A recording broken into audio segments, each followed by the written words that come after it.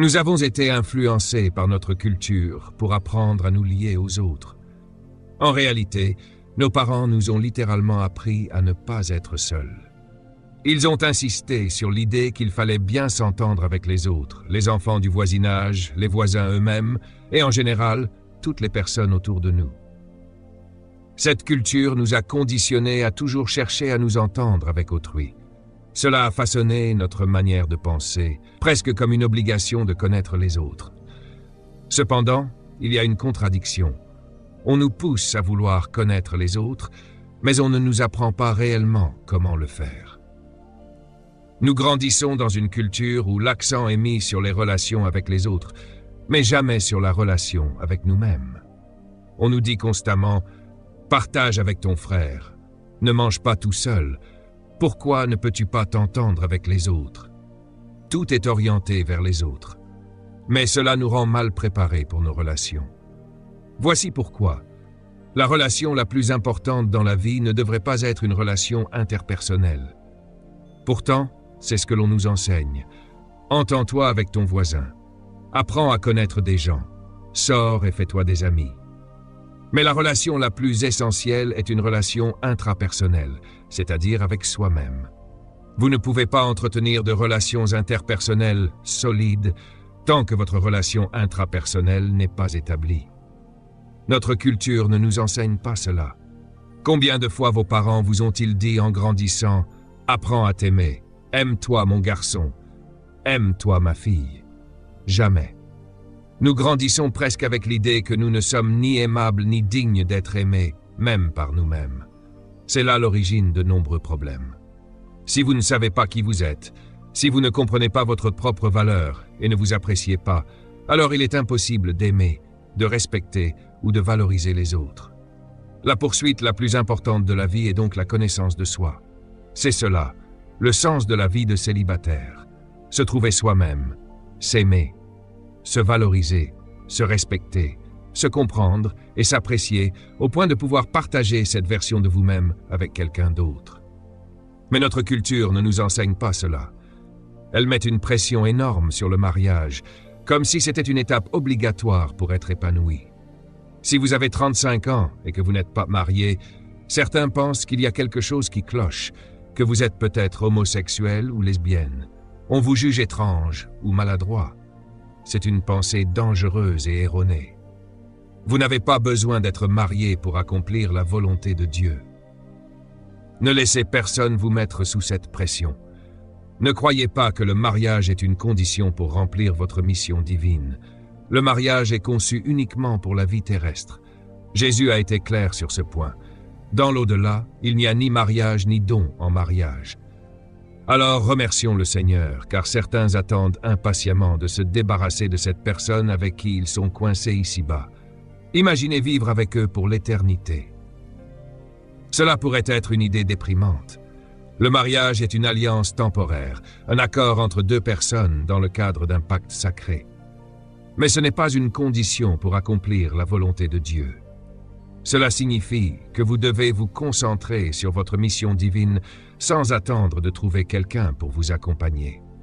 Laissez-les venir à vous. Si vous attendez, vous risquez de prendre de mauvaises décisions. Ne vous sentez pas obligé de mettre votre vie en pause jusqu'à ce que vous trouviez quelqu'un. Concentrez-vous sur ce que Dieu a prévu pour vous. Point numéro 4. L'échec dans le mariage peut détourner de votre but dans la vie. Non seulement le mariage n'est pas nécessaire pour accomplir le but de Dieu dans votre vie, mais il peut même interrompre ce but. Combien de personnes connaissez-vous qui allaient bien jusqu'à ce qu'elles se marient? Je veux dire qu'elles étaient concentrées, elles avaient leur vie en ordre, elles servaient Dieu, développaient leur entreprise, construisaient leur maison, elles étaient sur la bonne voie, puis elles se sont mariées à un incapable ou à une femme qui ne sait pas ce qu'elle veut. Et leur vie s'est compliquée. Cela arrive souvent. Donc le mariage lui-même peut être une expérience destructrice. Alors ne pensez pas que le mariage est tout ce qu'on vous fait croire. Croyez-moi, le mariage est une chose très dangereuse. Il y a des personnes ici qui pourraient vous raconter les dangers qu'elles ont traversés, le stress. Je veux donc vous libérer de cette pression. Et point numéro 5. Il vaut mieux être célibataire et malheureux que marié et malheureux. Dites oui, célibataire, allez avec moi, oui. Eh bien, je vais vous dire, certaines personnes sont mariées en ce moment et souhaiteraient être à votre place. Ils ne disent pas libre enfin, ils disent libre à nouveau, grand Dieu tout-puissant, laissez-moi être libre à nouveau. Vous savez, mais comme on dit, la chèvre attachée ne sait pas ce que ressent la chèvre libre. C'est une bonne phrase, non? Souvenez-vous, il vaut mieux être célibataire que d'être marié et déprimé. Écoutez, et c'est la vérité, les personnes les plus seules que j'ai jamais rencontrées sont des personnes mariées. Savez-vous pourquoi? Rien n'est plus solitaire que d'être coincé dans un mariage qui ne fonctionne pas. C'est l'enfer sur terre. Vous ne pouvez pas en sortir. C'est la solitude. Donc, s'il vous plaît, si vous êtes célibataire, remerciez Dieu. Vous n'êtes pas encore excité, hein? Ne vous précipitez pas dans quelque chose que d'autres ne peuvent pas attendre de quitter. Alors, ne vous mettez pas sous cette pression. Écrivez ceci. Le divorce n'est pas un péché impardonnable. La raison pour laquelle j'aborde ce point, c'est que parfois, des personnes traversent une mauvaise expérience. Elles vivent un divorce, et ensuite elles pensent que leur vie ne fonctionnera plus jamais, que Dieu ne veut plus les utiliser, que son but ne sera plus accompli. Ce n'est pas vrai. Dieu pardonne tous les péchés, y compris l'infidélité ou la rupture d'une alliance dans le mariage. Ce n'est pas un péché impardonnable. Beaucoup de grandes personnes ont changé le monde après un divorce. Kathryn Kuhlman était une divorcée. Elle a changé le monde. Quelle femme puissante! Parfois, nous passons par des moments difficiles et les choses ne fonctionnent pas. Relevez-vous. Ne vous contentez pas de récupérer la garde des enfants, c'est ce que les gens font la plupart du temps, mais il manque l'essentiel. D'abord, récupérez la garde de vous-même. Reprenez le contrôle sur vous-même. Alors, n'ayez pas peur de ne pas être marié. Ce n'est pas la solution à tous les problèmes, et parfois c'est la formation de grands problèmes. Dieu dit quelque chose d'intéressant, et je voulais le mentionner ici, parce que cela concerne, je ne veux pas vous effrayer du mariage sans raison. Tout d'abord, le traumatisme ultime dans la vie, c'est le divorce. Malachie chapitre 2, verset 16 dit quoi? Lisez-le à voix haute ensemble. « Je hais le divorce, dit le Seigneur, le Dieu d'Israël, et je hais qu'un homme couvre son vêtement de violence, dit l'Éternel des armées. » Remarquez qu'il lie le divorce à la violence. Pourquoi? Parce que le divorce est un acte violent. Quand vous vous liez à une autre personne, le lien est un mot dangereux. Le lien est comme lancer des toiles, comme une toile d'araignée. Chaque fois que vous parlez à quelqu'un, vous lancez une toile. Chaque fois que j'écoute quelqu'un, une toile se forme. Et plus vous parlez à quelqu'un, plus les toiles se multiplient. Et plus la conversation devient profonde, plus les toiles deviennent épaisses. Si je vous dis bonjour et que vous me répondez bonjour, il y a une toile, un lien entre nous. Mais c'est un lien très superficiel. Si je vous dis bonjour, comment allez-vous? Comment va votre famille? C'est un lien un peu plus profond. J'entre dans votre vie maintenant. Et si je vous demande, comment vont vos enfants? Comment va votre aîné? Je crée un lien encore plus profond. Ensuite, si je pose des questions comme « Que voulez-vous faire de votre vie dans les 20 prochaines années ?» C'est un lien encore plus profond. Je me mêle maintenant de votre destinée. Et si je vous demande quelles sont les choses qui vous ont le plus blessé dans votre vie, c'est un lien encore plus profond. Vous voyez, vous devez faire attention à qui vous vous liez et quelles questions vous posez. Certaines relations doivent rester superficielles. Vous ne voulez pas aller trop en profondeur. Par exemple, si vous êtes marié, faites attention aux questions que vous posez aux personnes du sexe opposé. Vous ne voulez pas que certains liens se forment ou se créent. Si vous n'êtes pas sérieux dans une relation, ne posez pas de questions trop profondes, parce que les gens commencent à se lier à vous. Parfois, vous entendez des gens dire « Je l'ai juste invité à déjeuner ou à dîner, on discutait, et tout d'un coup, elle pense que je l'aime. » Eh bien, tout dépend de ce que vous avez dit. C'est sérieux, vous comprenez ça? Si vous commencez à poser des questions comme « Quels sont vos rêves pour les 5 prochaines années ?» tout de suite, vous montrez que vous voulez un lien plus profond dans ma vie. C'est un lien sérieux que vous voulez créer. Je veux dire, vous êtes curieux, vous insistez, vous allez profondément dans des liens profonds. Et c'est pour cela que le mariage est si dangereux. Car le mariage n'est pas seulement une connexion mentale, sociale, psychologique, émotionnelle, mais il inclut également le lien physique, qui est le sexe. Et c'est un lien profond parce que vous donnez littéralement votre personne entière. Le divorce, c'est essayer de briser ces liens. Mais un lien ne peut jamais être rompu proprement. Quand vous êtes lié à ce niveau, c'est presque impossible à couper. Parfois, même sans être marié, si vous êtes avec quelqu'un depuis 5 ans, que vous êtes proche et que vous partagez une intimité, ces liens deviennent très profonds. Vous vous êtes isolé des autres pour vous connecter uniquement avec cette personne. Ces liens sont alors épais, presque comme dans un mariage. Quand vous décidez de rompre, ce n'est pas si simple. C'est comme une déchirure. Et cette déchirure s'appelle un cœur brisé. Un cœur brisé, c'est des liens qui saignent. Ce sont des blessures ouvertes, arrachées de vos émotions, de votre esprit, de votre âme. C'est pour cela que les relations sont très dangereuses. Vous ne voulez pas développer des niveaux de connexion que vous ne pouvez pas assumer. C'est pour cela que Dieu dit « Je hais le divorce ». Le divorce est traumatisant. C'est littéralement l'arrachage de liens entre deux personnes. Aucun avocat ne peut vraiment vous donner un divorce. Aucun juge ne peut vous donner un divorce. Quand ils vous donnent un bout de papier, ils ne peuvent pas vous donner un divorce émotionnel. Et c'est pourquoi, quand vous quittez le tribunal, c'est le chaos.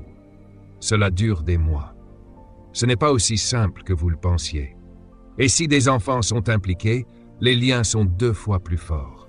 Avant même d'entrer dans le mariage, posez-vous la question « Suis-je capable de supporter la déchirure ?» Pouvez-vous gérer des blessures qui durent 10 ans, que vous lécherez encore et encore? Et chaque fois que vous croisez cette personne au supermarché ou à l'école pour récupérer les enfants, ces blessures se rouvrent. Est-ce que vous voulez vivre? Ou préférez-vous rester heureux? Jusqu'à trouver la bonne personne avec qui vous ne vivrez jamais ce genre de rupture. Le divorce est violent. Certains d'entre vous qui ont divorcé savent exactement de quoi je parle. Cela bouleverse votre vie pendant des années. Pourquoi Dieu déteste-t-il le divorce? Parce qu'il n'y a pas de remède pour un cœur brisé. Aucun médicament ne peut soigner un cœur brisé. Et certains d'entre vous ont essayé. Vous pouvez boire tout l'alcool que vous voulez, mais quand l'effet se dissipe, votre cœur est toujours brisé. La Bible dit qu'une seule chose peut guérir un cœur brisé. Une seule. Jésus a dit « L'Esprit de Dieu est sur moi. Il m'a oint pour guérir les cœurs brisés. » Vous ne pouvez survivre à un cœur brisé qu'avec une rencontre personnelle avec Jésus. Rien d'autre ne fonctionne. Prenez tous les analgésiques que vous voulez, consommez de l'alcool, des drogues. Quand l'effet disparaît, la douleur reste. Dieu dit « Je hais le divorce », mais il ne déteste pas les personnes divorcées. Vous êtes aimés. Vous avez traversé des épreuves difficiles, mais ce n'est pas grave. Il vous aime toujours et ne veut plus jamais que vous traversiez cela. C'est pourquoi ce séminaire pour célibataires est si important. Mon but ici est de vous convaincre de ne pas vous précipiter dans le mariage. Prenez le temps d'apprécier votre célibat. Certains d'entre vous sont venus ici dans l'espoir de trouver quelqu'un, mais calmez-vous. Ce n'est pas votre priorité en ce moment. Le divorce est tragique, car c'est la mort d'une relation. C'est littéralement une mort. Et ce que vous ressentez émotionnellement, psychologiquement, est similaire à ce que l'on vit lors d'un deuil. La différence, c'est que le divorce, c'est une mort sans enterrement, ce qui le rend encore pire. Quand quelqu'un meurt, vous pouvez l'enterrer, lui dire au revoir, poser des fleurs et passer à autre chose. Mais le divorce, c'est comme une mort, où vous voyez le défunt tous les jours. Le problème avec un divorce, c'est que vous enterrez la personne, mais vous continuez à la voir dans le futur. Vous la croisez à la station-service et là, vous vous dites « Oh mon Dieu, c'est reparti ». Vous allez chercher les enfants à l'école « Oh mon Dieu, la voilà encore ». Il continue de ressusciter. Et chaque fois qu'il ressuscite, la douleur revient. C'est pire que la mort. Vous ne voulez pas vivre ce genre de vie pour le reste de votre existence. C'est vraiment, vraiment difficile. C'est pour cela que Dieu dit qu'il déteste que quelqu'un traverse un divorce. Pourquoi en parlons-nous? parce qu'il est impossible de divorcer sans être marié. Je construis quelque chose ici. Le plus grand traumatisme et le plus horrible, c'est le divorce. C'est pire qu'un décès physique. Mais vous ne pouvez pas l'expérimenter sans être marié. Le mariage est donc une condition préalable au divorce. Il est impossible de divorcer sans mariage. Et le mariage, par conséquent, n'est possible que lorsque deux célibataires se réunissent. Vous voyez la connexion ici?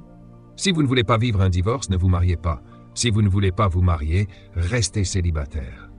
Maintenant, si deux personnes célibataires se marient et que ça ne fonctionne pas, elles se dirigent vers le tribunal du divorce. Tout cela repose sur les bases, à savoir le célibat. C'est pourquoi être célibataire est la poursuite la plus importante dans la vie. Dans Matthieu chapitre 19, Jésus a dit l'une de mes déclarations préférées. Ils lui ont posé cette question. Est-il normal qu'un homme divorce de sa femme pour n'importe quelle raison? C'est typique de certaines cultures où les gens divorcent pour n'importe quoi. Vous me regardez de travers? Direction le tribunal. Vous n'avez pas fait les courses. C'est fini. Les gens divorcent aujourd'hui pour toutes sortes de raisons. Il leur a répondu, « N'avez-vous pas lu qu'au commencement, le Créateur les a fait hommes et femmes ?» Il a ignoré la question sur le divorce et est revenu à la recette. Ils ont parlé de divorce, mais il est retourné à quelque chose de différent, à l'homme et à la femme. Il a dit, le divorce n'est pas le problème. Le divorce est un symptôme. Quelque chose s'est mal passé avec le produit. Il s'est détérioré car les ingrédients utilisés n'étaient pas bons. Vous voyez le lien? Si votre gâteau est trop salé, que s'est-il passé? Vous avez mis du sel au lieu du sucre avant de le cuire. En d'autres termes, ce n'est pas la faute du gâteau, c'est ce que vous avez mis dedans. Les ingrédients déterminent le produit. Nous voulons un gâteau parfait tout en ajoutant beaucoup de sel à la farine, en la mélangeant. Nous continuons à attendre du succès en bâtissant avec des échecs. Nous voulons la perfection avec des défauts. D'une certaine manière, nous pensons qu'un miracle se produit à l'autel. Ces belles chaussures, cette grande robe blanche, on se dit, cette personne doit être parfaite, cette robe est trop belle. Parfois, la pire malédiction, c'est de marcher dans l'allée. Parfois, le plus grand démon vous attend là-bas. Et votre Père, qui vous aime, vous confie à ce démon. Mais rien ne change dans cette Église. Ce qui est entré avec vous, sort avec vous. C'est la vie.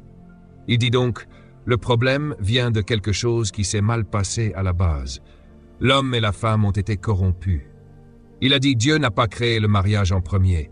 Le mariage n'était pas la priorité principale de Dieu. Sa priorité principale était l'homme et la femme. C'est par là qu'il a commencé.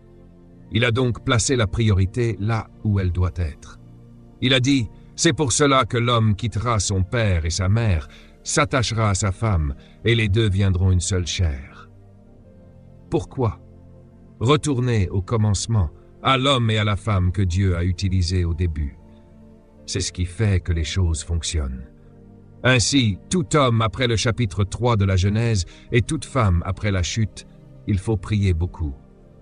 Parce que vous avez affaire à un homme déchu et à une femme corrompue, et vous voulez toujours le produit parfait de Dieu. C'est ce qu'il dit. Il dit, Dieu n'a pas arrêté où sont les gars abîmés. Vous devez revenir et être réparés avant d'essayer à nouveau le produit de Dieu. C'est pourquoi nous devons nous tourner vers le Créateur, pas pour être religieux, mais pour être réparés. Parce que si vous ne vous faites pas réparer, vous allez abîmer quelqu'un en vous mariant avec lui. Votre mariage ne sera aussi bon que votre célibat. Écrivez cela. Les gens viennent souvent me demander de prier pour leur mariage. Mais je me pose alors cette question. Pour qui dois-je vraiment prier, lui ou elle? Parce que le mariage n'est pas le problème. Ce sont les deux individus dans le mariage. Si ça ne fonctionne pas, les deux ont une part de responsabilité. Une femme est venue un jour en disant « Le diable est dans mon mariage ». Je lui ai répondu « Oui, c'est vrai, il est là en double ». Vous apportez au mariage ce que vous êtes en tant que célibataire, ni plus ni moins. Alors, n'allez pas croire que les problèmes sont uniquement de la faute de l'autre. Cela vaut aussi pour les relations en général, pas seulement pour le mariage. Ce que vous apportez dans une relation reflète qui vous êtes. Ce que l'autre personne apporte reflète qui elle est. Ce n'est pas un mystère. Vous ne pouvez pas espérer que la simple union crée quelque chose de meilleur si, dès le départ, vous n'apportez pas le meilleur. C'est pourquoi il est essentiel de travailler sur soi-même, de devenir la meilleure version de soi avant de se lancer dans une relation. Plus vous êtes équilibré et épanoui, plus vous apporterez de valeur à votre relation.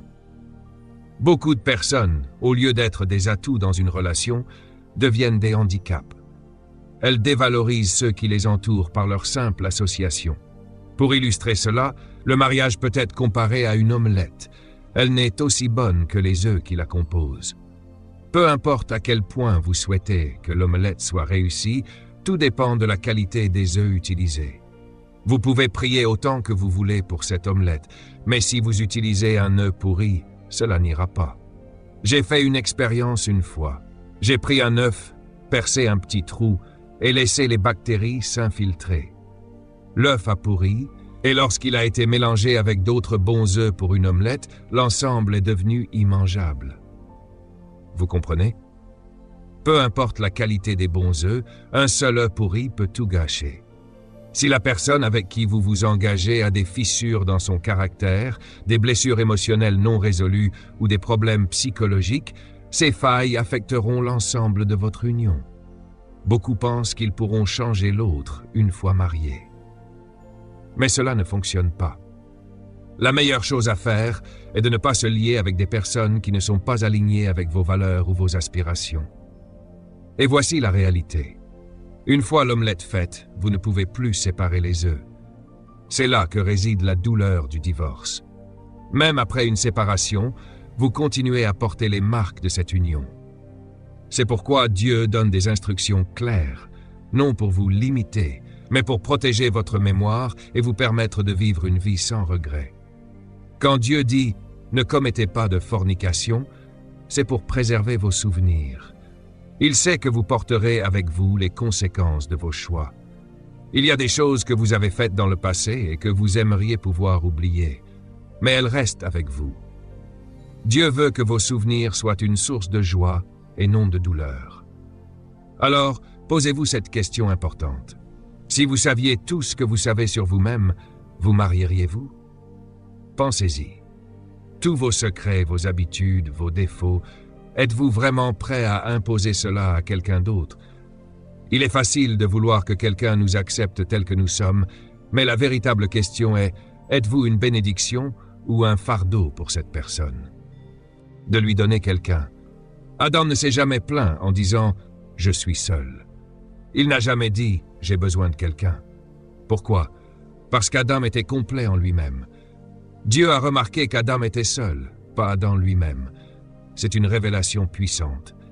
Si tu n'es pas complet et que tu cherches quelqu'un, tu ne fais que chercher à combler un vide, et c'est dangereux.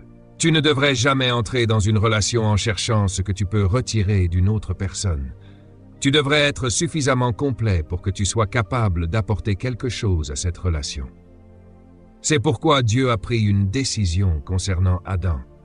Il a dit « Il n'est pas bon que l'homme soit seul », mais il n'a jamais dit qu'il n'était pas bon qu'il soit célibataire. Être célibataire signifie être entier, complet et suffisant. Et cela, c'est une disposition que tu devrais atteindre avant de penser à entrer dans une relation ou à te marier. Alors, réfléchis à ceci. Es-tu entier? Si tu devais évaluer ta propre vie aujourd'hui, pourrais-tu dire que tu es complet? Que tu es capable d'apporter quelque chose de significatif dans une relation? Ou es-tu simplement une personne vide, espérant que quelqu'un d'autre viendra te remplir? Et vous voyez, vous savez, les humains sont étranges. Ils ont toujours l'air bien en public. Regardez comme vous êtes bien habillés. Je me demande à quoi vous ressemblez à 2 heures du matin. Je ne sais pas. Vous enlevez vos chaussures. Vous savez, prenez mes chaussures avec vous, bébé. Prenez les miennes. Je vous l'ai dit, je suis chez vous. On prend tout cela pour acquis. Les gens veulent nous épouser. Êtes-vous ce genre de personne avec qui je pourrais vivre pendant 90 ans? Réfléchissez-y. Préparez-vous à faire cela pour quelqu'un. Certaines personnes ne le font pas. Je ne parle pas de vous maintenant. Ils ne sont pas dans cette pièce, je les connais. Ils ne sont pas dans cette pièce, j'en suis sûr. Mais quand ils passent, vous pouvez le sentir. Leur gloire les suit. Et ils veulent que vous les honoriez. Qu'avez-vous qui ferait que je puisse vivre avec cela pour toujours? Et c'est ce que nous demandons aux gens de faire. Alors ils donnent leur vie. D'ailleurs, voici une autre question. Pourriez-vous vivre avec vous-même pour le reste de votre vie? Je pense que c'est pourquoi ils essayent de trouver quelqu'un, parce qu'ils ne peuvent pas le supporter. C'est trop de fardeau pour moi. Je dois partager ce désordre avec quelqu'un d'autre. Mais si nous ne réfléchissons jamais à ces choses, nous serons comme « Hé, tu m'aimes, tu m'aimeras. Je te promets que tu m'aimeras si tu m'emmènes chez toi pour toujours. » Non, ils ne le feront pas. Cela gâche la vie de ces gens. Êtes-vous un cadeau ou êtes-vous une malédiction? Êtes-vous une promotion pour moi ou une rétrogradation? Qu'est-ce que vous avez qui améliorera ma vie? Restez célibataire jusqu'à ce que vous ayez réglé tout cela. Parce que c'est ça, être célibataire. Il s'agit de se trouver soi-même. Voici quelque chose à retenir, et je l'appelle un mythe. Vous savez, c'est un mythe. Les gens pensent que le célibat est une mauvaise chose, mais ce n'est pas un problème d'être célibataire. C'est d'être seul. Cela, c'est votre problème. En d'autres termes, on utilise ce terme célibataire. On le lance sans même savoir ce que cela signifie. Et je dis, je suis fatigué d'être célibataire. Tu n'as jamais été célibataire. Laissez-moi vous le dire encore une fois. Vous dites, je suis fatigué d'être célibataire, mais je vous dis que vous n'avez jamais été célibataire. Tout ce que vous êtes, c'est non marié. Ce sont des choses différentes. Vous voulez être célibataire, vous ne voulez pas arrêter d'être célibataire. Alors, nous confondons les deux. Nous pensons que notre problème, c'est que nous ne sommes pas mariés. Eh bien, vous avez raison. Ne jamais confondre être seul avec être célibataire. Le mot « seul » signifie être exclusif. Cela veut dire que vous êtes le seul de votre genre. C'est pas vrai. Il y a beaucoup d'hommes, beaucoup de femmes dans le monde, donc vous n'êtes pas seul. Vous pouvez être solitaire, mais si vous ne vous êtes jamais seul, l'isolement est un signe de problème. En fait, le célibat est un état à rechercher, pas à éviter. Et être célibataire devrait être l'objectif même de la personne mariée, car c'est le célibat qui maintient votre mariage. C'est un paradoxe, hein? Voyons comment cela fonctionne. Le problème principal, c'est d'être non marié, pas célibataire. Ne confondez jamais non marié avec célibataire. Beaucoup de gens pensent qu'ils sont célibataires, vous savez, qu'ils viennent du célibat ou quelque chose comme ça. Non, vous venez de l'état de non marié. Enfin, c'est ce que c'est. En d'autres termes, ce que nous voulons vraiment dire, c'est que nous voulons nous marier. C'est ce que nous voulons dire. Laissez-moi vous dire, je suis fatigué d'être célibataire. Ce que vous dites, c'est que je veux me marier. Vous utilisez la mauvaise terminologie, et c'est pourquoi nous sommes confus. Parce que vous vous mariez, et puis vous n'avez jamais été célibataire, et votre mariage est un désastre. Parce que c'est le célibat qui rend le mariage possible. Le mariage, c'est deux personnes complètes qui se rejoignent. Si vous n'êtes pas une personne entière et que je suis une personne entière et que vous m'épousez, vous allez être un parasite. Vous allez m'épuiser, me sucer jusqu'à la mort. C'est comme la vie hors de moi parce que vous n'êtes pas complet. Alors vous allez m'utiliser pour essayer de devenir complet. Vous n'êtes plus une bénédiction. Vous êtes maintenant un fardeau. Vous me sucez la vie. Et il y a des gens qui, vous savez, vivent cela en ce moment. Leurs conjoints leur aspirent la vie, parce qu'ils ont des défauts, il manque tellement de choses. La plupart des gens mariés n'ont jamais été célibataires, et c'est pourquoi être non marié est un état, tandis que le célibat est une disposition. Vous êtes dans l'état de ne pas être marié maintenant si vous n'êtes pas marié, c'est un état dans lequel vous êtes. Mais le célibat, c'est différent. Ce n'est pas un état, c'est une disposition. C'est une évaluation de votre entité, de qui je suis, et la plupart des gens n'ont jamais atteint cela avant de se marier. Voici ce que je dis toujours. Il est normal d'être célibataire, mais pas d'être seul. La première chose que Dieu a trouvée qui n'était pas bonne chez Adam, c'était qu'il était seul. Dieu ne lui a jamais dit qu'il n'était pas bon d'être célibataire. Adam était célibataire, il était complet et entier, il n'en avait pas besoin. En fait, la preuve qu'Adam était entier et célibataire était que Dieu a dû décider qu'il avait besoin de quelqu'un. Laissez-moi le dire lentement. La preuve qu'Adam était complètement célibataire est évidente par le fait qu'Adam ne savait même pas qu'il avait besoin de quelqu'un. Dieu a pris la décision. Genèse 2, 18. Dieu dit « Il n'est pas bon que cet homme soit seul ». Adam n'avait aucune plainte à ce sujet. Il n'en avait même jamais parlé à Dieu. Il s'amusait tellement à nommer les animaux, à marcher sur l'eau, à parler aux arbres. Adam s'épanouissait pleinement. Il accomplissait sa mission, dominait et vivait dans son but. Dieu dit alors « J'aime ce gars. Il doit partager cela avec quelqu'un. » Les relations servent à partager tes victoires et ton succès, pas à ajouter de nouvelles charges ou de la dépression. Soyons honnêtes, si tu sais que quelqu'un est complètement irresponsable, frustrant, qu'il a des problèmes de santé ou des comportements destructeurs, te marierais-tu avec cette personne? Pourtant, certains le font sans s'en rendre compte avant qu'il ne soit trop tard. Le problème n'est pas vraiment la solitude. Dieu a créé un autre humain pour résoudre ce besoin d'accompagnement, mais il n'a jamais remis en question l'intégrité d'Adam. Adam était totalement complet en lui-même. Jésus a dit qu'ils ne sont plus deux, mais une seule chair. Ce que Dieu a uni, que l'homme ne le sépare pas. Celui qui divorce de sa femme, sauf en cas d'adultère, et en épouse une autre, commet l'adultère. Les disciples lui répondirent « Si telle est la situation entre un homme et sa femme, il vaut mieux ne pas se marier. » Pierre, Jacques et Jean dirent « Mon Dieu, si c'est le standard, autant rester célibataire. » Ils avaient entendu quelque chose qui les effrayait, et je veux que cela t'interpelle aussi. Si le mariage est si exigeant, prends ton temps et assure-toi d'être prêt. La vie est trop courte pour manquer ton coup dès le premier essai. Assure-toi de bien faire les choses dès la première fois. Pas de tâtonnement ici. Lorsque vous vous mariez, appelez-moi. Je serai ravi d'officier la cérémonie. Mais l'un des vœux sera « Je ne vais pas expérimenter avec toi, c'est pour la vie. » Jésus a aussi dit « Tout le monde ne peut pas accepter cette parole sur le mariage, seulement ceux à qui cela a été donné. » En d'autres termes, tout le monde n'est pas prêt pour ce standard. Cela demande de devenir complètement entier, séparé et unique avant d'entrer dans cette union. Si tu te précipites avant d'être prêt, tu auras des problèmes. Certaines personnes, dit Jésus, choisissent de ne pas se marier. Elles ont décidé de consacrer leur énergie à l'œuvre de Dieu et à aider l'humanité. Cela ne signifie pas qu'il y a quelque chose qui ne va pas chez elles. Elles ont simplement choisi une autre voie, et c'est parfaitement acceptable.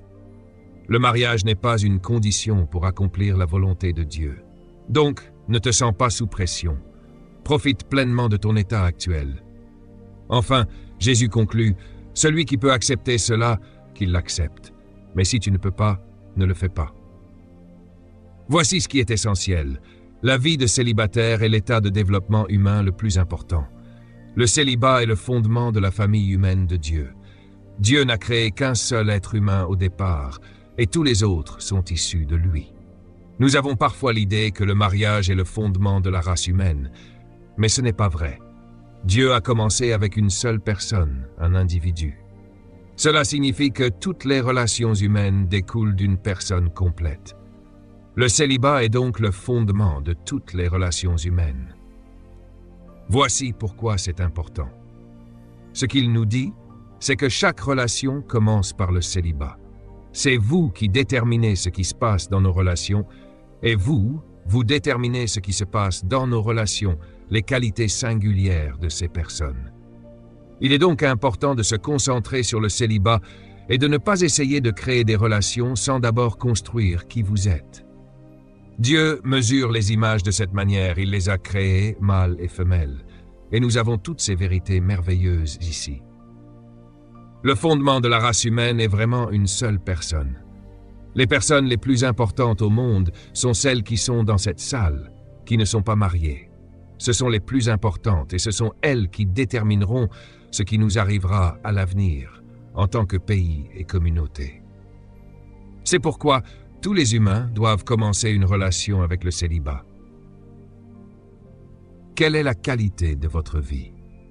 Je vous encourage à passer les 2 prochains jours, à chaque session, à vous ouvrir pour comprendre ce que signifie être célibataire, car j'ai une définition dans mon livre que je serais heureux d'autographier pour vous si vous l'achetez sur le célibat.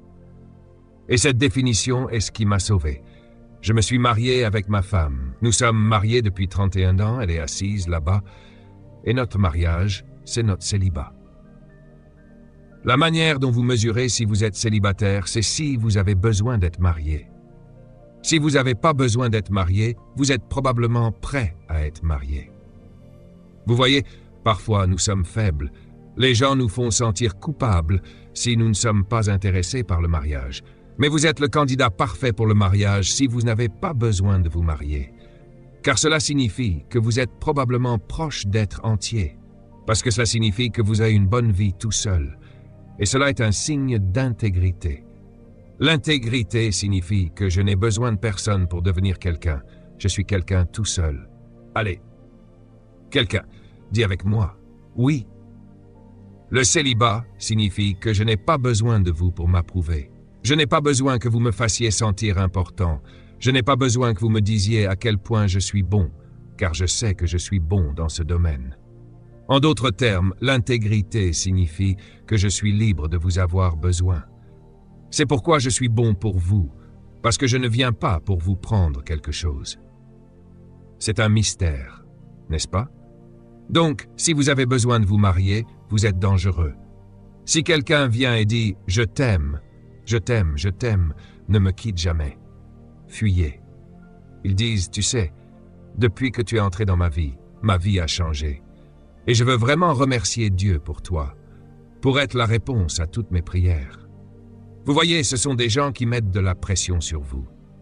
Ces gens sont malades. Et vous devez vous méfier de ceux qui prophétisent. Vous savez, le Seigneur m'a dit que je devais t'épouser. J'ai fait un rêve cette nuit. Et le Seigneur m'a parlé et m'a dit que le gars s'appelle John. Arrêtez de mentir. Si vous aimez ce gars, dites-le lui. Mais ne mentez pas sur la prophétie. Dieu ne choisit personne pour vous. Il vous donne un cerveau et un pouvoir de choix. Vous les analysez, vous les comprenez, puis vous choisissez. Et ce que vous vous réveillez avec le matin, c'est ce qui est à vous. Dieu vous regarde et dit c'est pour vous. Si vous vous trompez, c'est votre problème. Dieu ne prendra pas votre fardeau pour lui-même, il ne fera jamais cela. Donc, ce que je veux définir avec ce mot « seul », c'est tout en un. Et Dieu a séparé Adam afin qu'il puisse avoir quelqu'un avec qui partager, et c'était l'essentiel de cela. C'est de là que vient notre définition. Né de nouveau, célibataire signifie que vous vous concentrez désormais sur ces trois choses pour devenir entier. Entier signifie d'abord être séparé. Séparé signifie que vous êtes une partie détachée et différente de tout le monde. C'est important, car beaucoup de gens ne sont pas encore dans cet état. Ils ont 50 ans et ne sont toujours pas séparés. Ils ont toujours besoin de gens autour d'eux pour se sentir importants. Ils détestent être seuls parce qu'ils sont une mauvaise compagnie pour eux-mêmes. Séparé signifie « je ne suis pas mon frère, je ne suis pas ma sœur. Je suis différent de mes amis et ne me faites pas changer. Je suis moi, laissez-moi tranquille, je suis séparé de vous tous. » C'est important, car c'est une partie de votre valeur. Le second point est l'unicité. Unicité signifie que je suis original. J'ai découvert que j'ai une qualité distincte, un design distinct par Dieu. Je ne suis comme personne, mon empreinte digitale est unique, nulle part ailleurs, et personne ne peut être comme moi, et je ne peux être comme personne.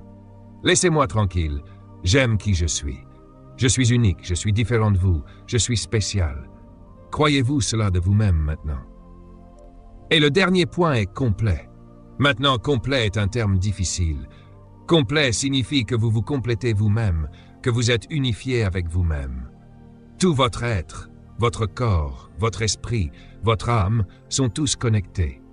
Vous êtes amoureux de vous-même dans sa totalité. Cela signifie aussi que vous êtes un avec vous-même, c'est-à-dire que vous n'avez besoin de personne pour vous compléter.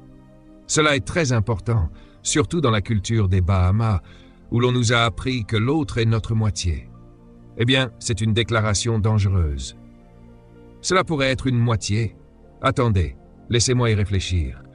D'accord, je suis une moitié, elle est une moitié. Donc j'étais une moitié toutes ces années.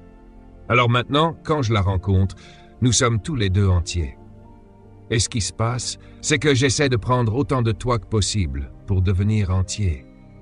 Tu essaies de prendre autant de moi que possible pour devenir entier. Alors, pendant 30 ans, nous continuons à nous battre, essayant de nous voler l'un l'autre. Et c'est pourquoi, quand nous divorçons, tu sautes du pont, ou tu ne peux pas aller au travail, ou tu deviens fou. Pourquoi? Parce que tu as une personne. Écoutez, une relation devrait être deux entités entières se connectant l'une à l'autre. Si toi et moi sommes entiers, je cherche un verre dans mon verre. Ok, si tu es entier, laissez-moi vous dire ce qui est beau. Vous voyez, ça fonctionne pour nous. Ma femme n'a pas besoin de moi, et c'est bien pour moi. Et je n'ai pas besoin d'elle. Nous pourrions vivre séparément et être heureux. Mais regardez, nous avons décidé par alliance de vivre ensemble. Maintenant, si je suis entier, je vais me mesurer à moi-même. Je suis plein. Viens, bébé. Tiens-toi debout. Maintenant, ma femme se tient à côté de moi et elle est aussi pleine. Nous sommes donc deux personnes pleines. Cela signifie que tout ce que je fais pour elle n'est pas parce que je cherche quelque chose. Je suis plein. Tout ce qu'elle fait pour moi n'est pas parce qu'elle a besoin de quelque chose de ma part. Elle est pleine, donc tout ce que je lui donne est un excédent. C'est moi qui dis « Regarde, je n'ai besoin de rien, je fais ça parce que je veux le faire ». L'amour est une décision de partager avec quelqu'un. Mais si elle est nuisible et que je suis à moitié plein, alors je peux retourner ça, verser à l'intérieur de moi, et ça la laisse vide. Elle me dit « Chérie, qu'est-ce qui ne va pas chez moi ?» Pendant 30 ans, nous continuons à nous battre l'un contre l'autre pour devenir entiers, parce que nous ne sommes pas entiers. Comment ce que je t'apporte dans ma vie est un excédent. Tu n'aimes pas quelqu'un parce que tu as besoin de quelque chose d'eux. J'ai besoin d'un homme. Eh bien, je ferais mieux de m'arrêter là. Laissez-moi boire un peu d'eau. Merci, merci chérie. D'accord, tout ça semble maintenant. Junior rencontre Bessie May, peu importe comment vous l'appelez. Maintenant, Junior dit « Je t'aime » et elle répond « Je t'aime aussi, soyons ensemble. » Pourquoi? Parce que je vais être ta meilleure moitié, je veux que tu me complètes. Junior dit « Ok. » Maintenant, Bessie May est pleine, elle est heureuse, mais Junior, lui, est mécontent et se retire. Et maintenant, elle se sent vide. C'est ainsi que fonctionne un mariage, une grande lutte constante. Mais si ces deux personnes sont pleines et qu'elles se rencontrent, tout ce qu'il lui donne est un excédent, et tout ce qu'elle lui donne est un excédent. Et si lui décide de la quitter, elle reste entière. Voici le secret d'une bonne relation. Ce n'est pas l'autre personne qui vous complète, c'est vous qui devenez entier. Et quand vous êtes entier, vous n'avez besoin de personne pour valider quoi que ce soit pour vous sentir bien. Vous avez un problème si vous avez besoin d'approbation. Vous emmenez votre copine faire du shopping, vous allez en ville, vous entrez dans un magasin, vous essayez une robe que vous aimez et vous en sortez en demandant à votre amie « Qu'en penses-tu » Si elle dit non, vous vous dites « Ok, j'en veux pas ». Ce que vous aimez, vous le prenez. En tant que personne entière, vous ne vous habillez pas pour elle, mais c'est un signe que vous êtes encore malade. La plupart des chansons que nous chantons sont des chansons de défectueux. En d'autres termes, vous dites à cette fille que si elle vous quitte, vous serez dans l'embarras. Cela signifie que vous liez toute votre paix et votre santé mentale à une autre personne. Vous êtes malade. Vous savez tout ce que c'est. Je veux dire, la chanson sonne tellement bien, mais c'est satanique. Ce que vous voulez dire, c'est que si tu me quittes maintenant, tu penses « Non, non mon enfant, tu me quittes, tu t'occupes de toi-même, je garde ce que j'ai. Je suis un homme âgé. Stevie Wonder, you are the sunshine of my life. C'est pourquoi je reste toujours autour. Ok, c'est bien. Alors, tu es le soleil de ma vie. Ça veut dire qu'avant que tu viennes, j'étais dans l'obscurité. Et quand tu t'en vas, je peux être dans l'obscurité à nouveau. C'est comme si je te laissais partir. Tu peux me manipuler à tout moment. C'est un signe que je ne suis pas entier. Alors je dirais aux gens, regarde, la façon dont ça doit être, c'est regarde. Je suis un soleil. Tu es le soleil. Nous nous rejoignons pour former une constellation bébé. On brille ensemble. Maintenant, si tu décides de quitter un mec aussi charmant que moi, pas de problème, j'ai toujours mon propre soleil. Je suis une personne entière. Jean chapitre 1. Les 2 derniers versets ont changé ma vie. Il est dit que les gens suivaient Jésus et disaient « Tu es merveilleux, tu es grand, tu es puissant ». Ils ont commencé à lui dire toutes ces bonnes choses. Et le verset suivant dit « Mais Jésus ne croyait rien de ce qu'il disait, parce qu'il savait ce qu'il y avait dans chaque homme. Il n'avait pas besoin de l'approbation des hommes. » Cela, c'était des choses magnifiques. Applaudissements. Cela a changé ma vie quand j'étais adolescent et je suis toujours comme ça. Si tu ne m'aimes pas, c'est ton problème. Utilise ton énergie autrement. N'essaie pas de ne pas m'aimer parce que je m'aime bien avant de te rencontrer. Si tu es entier, tu peux être une bénédiction, mais si tu n'es pas une personne entière, tout le monde a un problème. Parce que maintenant, tu es un parasite. Tu t'attaques aux gens, tu les suces, c'est pourquoi tu passes d'une relation à une autre. C'est un signe que tu es malade. Tu cherches à te compléter en suçant les autres et à les vider. Certaines personnes sont mariées, elles sont malades et déprimées. Pourquoi? Parce qu'elles vivent avec quelqu'un qui est un parasite depuis 25-30 ans. Elles les sucent émotionnellement, psychologiquement, financièrement, physiquement. Et c'est comme... Tu sais, Dieu, s'il te plaît, tue-les. Pour moi, je veux pas de ça. Tout le monde, pour finir, la solitude est amplifiée par le mariage. Si tu n'es pas complet, le mariage va l'exposer. Puis-je le dire à nouveau, c'est très important. Tous tes défauts vont apparaître dans le mariage. Alors tu penses que tu vas bien maintenant, mais marie-toi. Donc, tu veux te concentrer sur toi-même en ce moment. Tu veux dire, laisse-moi me développer, laisse-moi améliorer ma personne, laisse-moi lire des livres, me concentrer sur mon développement intellectuel, spirituel, physique. Laisse-moi améliorer mon hygiène. Laissez-moi définir ce que je veux faire de mon avenir. Laissez-moi définir mon but. Pourquoi? Parce que je veux m'assurer que quand l'opportunité se présentera, je ne serai pas un parasite. C'est ce dont nous avons besoin. Ouais. Alors, j'espère que vous ouvrirez votre esprit et cette semaine, la raison pour laquelle je fais des séminaires pour les célibataires et l'année prochaine, nous prévoyons un plus grand séminaire. C'est pour que vous puissiez être entourés de gens comme vous. Laissez-moi vous dire, si vous restez avec moi pendant les 5 prochaines années, je vous garantis que si vous n'êtes pas entier, vous le serez maintenant. Et voici la bonne partie de cela. D'ici 3 ans, nous pouvons atteindre environ 2000 personnes. Pas de problème. Et tous ceux dans la salle seront entiers. Devinez ce que cela signifie pour vous?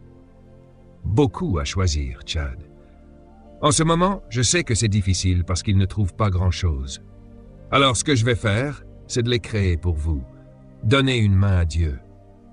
Nous allons arranger ça. Nous allons faire ça à grande échelle. Vous pouvez entrer dans un endroit et dire « Regardons lequel je veux, laissez-moi voir ». Parce qu'ils sont tous entiers, vous ne pouvez pas vous tromper, parce qu'ils ont traversé le processus. Dites Amen fort. Ouais mec, parce que les choses autour de toi, je sais mec, tout un tas de parasites partout. C'est dur de trouver une vraie plante. Des parasites partout. C'est pour ça que certains d'entre vous ne sont pas encore mariés, parce que vous ne trouvez pas de vraies plantes. Et vous savez, ça me fait de la peine parce que vous êtes des gens tellement bien, vous êtes de bonnes personnes, mec. Regardez cette jeune femme. Une bonne femme. Je peux te choisir l'année prochaine, au nom de Jésus. Les gens ont besoin de choix de qualité. Je disais au frère Craig, une dame a écrit sur ma page Facebook, elle a dit, tu sais, c'est tellement difficile de trouver, je ne fais plus confiance aux hommes, j'ai été blessé. Je lui ai dit, écoute, si tu fais tes courses dans un magasin et que tu ne trouves pas ce que tu cherches, va dans un autre magasin. Ça veut dire que tu dois bouger un peu. Tu sais, viens à plus d'événements comme celui-ci, tu vas rencontrer ton futur. Et tu verras que ce qui est important, c'est que tu veux rencontrer des gens qui vont là où tu vas. S'ils vont vers la plénitude et que tu les rencontres, vous êtes sur le même chemin. Donc, tu veux pas ramasser n'importe quoi et essayer d'en faire quelque chose. C'est trop de travail, tu sais, c'est du travail difficile. Hein? C'est pour ça que je suis fier de vous d'être ici ce soir. Vous me rendez tellement fier. Mais devinez quoi, maintenant je vous le dis, si ton copain est là avec toi, ou ta copine est là avec toi ce soir, je suis content pour vous parce que vous obtenez des informations que vous ne pouvez pas acheter. Allez, applaudissez, quelqu'un peut vous regarder. Ouais, c'est trop de choses. Ok, je voulais juste répéter ça avant qu'on parte. Tout le monde, lisez. Numéro 1, lisez. Quand vous êtes célibataire, voici ce que vous pouvez faire. Lisez. Numéro 2, numéro 3, numéro 4, numéro 5, moins numéro 6, numéro 7. Gérez votre 8, numéro 9, numéro 10, numéro 11 et numéro 12. Voilà ce que vous pouvez faire quand vous êtes célibataire. Vous ne pouvez rien faire de tout ça quand vous êtes marié, parce que maintenant vous êtes distrait. Alors ne perdez pas votre temps à chercher quelqu'un. Utilisez votre temps à devenir quelqu'un. Certaines personnes sont tellement occupées à chercher quelqu'un qu'elles n'ont pas le temps d'être qui elles sont. Donc, quand elles trouvent la personne qu'elles cherchaient, elles n'ont rien à lui donner. Laissez-moi le dire lentement. Nous sommes tellement occupés à chercher quelqu'un que nous voulons, que nous n'avons pas le temps de devenir ce que nous sommes. Donc, quand nous trouvons la personne que nous cherchions, nous n'avons rien à lui donner. Si tu n'es personne et que tu m'épouses, devine quoi, je t'épouse qui?